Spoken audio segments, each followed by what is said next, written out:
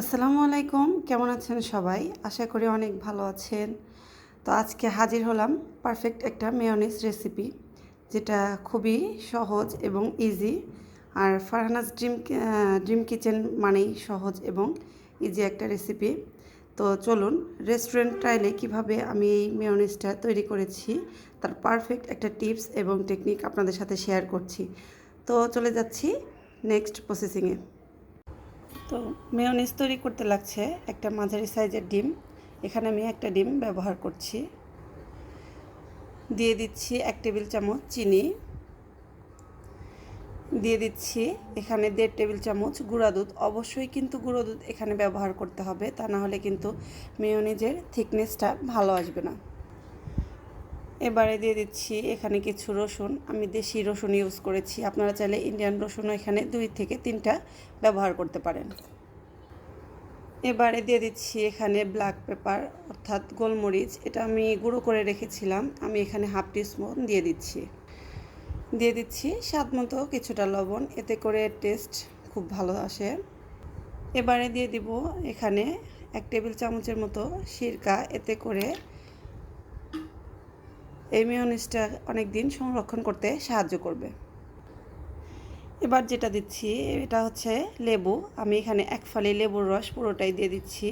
এই লেবুটা দেওয়ার কারণে এর সুগন্ধ যেমন বেড়ে যাবে, ঠিক এর সাইট্রিক অ্যাসিডের থাকার কারণে এই মেয়োনিজটা দীর্ঘদিন সংরক্ষণ করতে হেল্প করবে। এবারে আমি এখানে 1.25 কাপ তেল রেখেছি। এবার এটাকে আমি অর্ধেক দিয়ে দিব, তারপরে আমি ধীরে ধীরে বাকিটা মেশাবো। তো আমি এর মধ্যে অর্ধেক ঢেলে দিচ্ছি।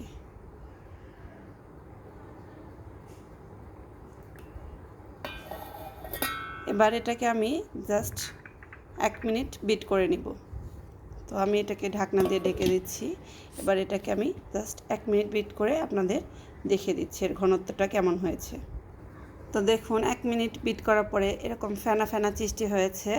এবার এর মধ্যে আমি আরও কিছুটা তেল ব্যবহার করব। একেবারে তেল দিতে যাবেন না, অল্প অল্প করে তেলটা মেশাবেন, এতে করে সুন্দর একটা ঘনত্ব চলে আসবে।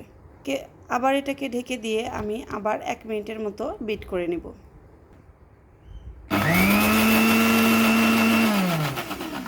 তো আবার আমি 1 মিনিট বিট করে ফিরে আসছি, আপনাদের দেখাচ্ছি কেমন হয়েছে। দেখুন এর ঘনত্বটা কতটা সুন্দর হয়েছে। আমি কিন্তু পুরোটা তেল এখনও ব্যবহার করে শেষ করিনি, আরও কিছুটা রয়ে গেছে। তো আমি ধীরে ধীরে সব দিয়ে দিব। তো আপনারা চেষ্টা করবেন ধীরে ধীরে একটু একটু করে মেশাতে। তো বাকি তেলটা আমি এর মধ্যে দিয়ে দিচ্ছি।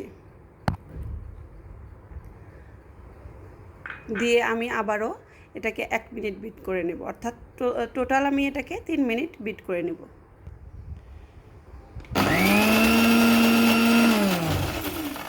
তো এবার আমি ঢাকনা খুলছি।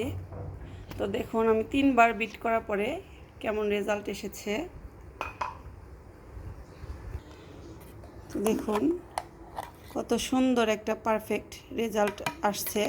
এটাকে আমার বিট করা এখনও হয়নি, জাস্ট আমি এখানে আরেকটা উপকরণ অ্যাড করব।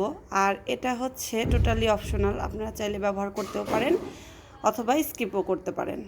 তো আমি এবার এখানে মেশাবো, এখানে 1/2 টিস্পুনের মতো সরিষার তেল আছে। এটা আমার মানে খুব খুব খুব ভালো লাগে। দেখা যায় যে একটা ঝাঁজ, মানে যেটা অসম্ভব মজার। যারা ঝাঁজ পছন্দ করেন তারাই বুঝতে পারবেন যে আসলে এর টেস্ট আর এর ফ্লেভার আসলে কতটা মজার।